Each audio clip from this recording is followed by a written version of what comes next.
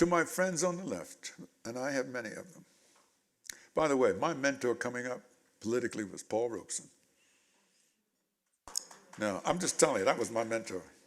In fact, I told Martin Luther King Jr. when I met him, I said, listen, you're the second baddest dude I ever met since Paul Robeson. I told Harry Belafonte this. I said, Paul Robeson was a bad dude. Anyway, what was your question? The morality on the left. The morality on the left. Of building a message around a moral purpose and a moral calling. Excuse me. I would like to think, having spent most of my life ideologically committed to the left, I would think that of those people who are most committed to morality, it would be those people on the left. So you have to strike that. No, I want to say that. All people should be committed, okay?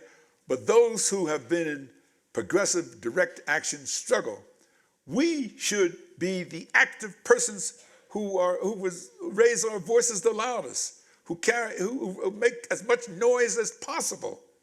Okay? We have to say it's not enough to say, well, that's a bad bill, that's a good bill. We have to say, at the end of the day, the question is, what kind of nation morally permits something to happen? Forget about whether it's politically expedient. What kind of nation morally will permit something like this to happen? That's what you have to say. Raise the moral question every time, every day, 24/7. And the question of whether Dr. King is adequately taught in schools. No, Do we please. fully understand him?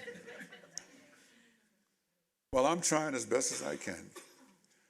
I'm trying. No, the answer is no. In fact, one of the things that concerns me is that there is a whole generation of people who the only thing they know about Dr. King is the King holiday. You know? And that he had a dream. And that he had a dream.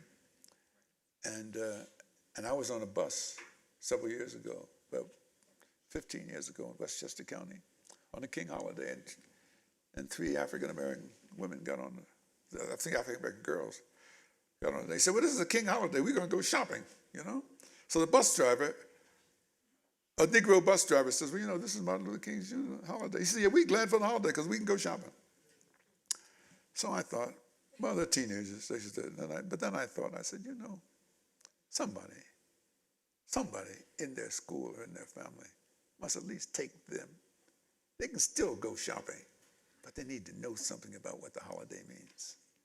So one of the great shortfalls in our education system, particularly in our K through 12, is the absence of teaching about Martin Luther King Jr. And this is a whole separate discussion about what I call the institution of slavery. You cannot understand racist America today unless you understand the institution of slavery and its concomitant ideological doctrine of white supremacy. If you don't know that, then it's all bullshit.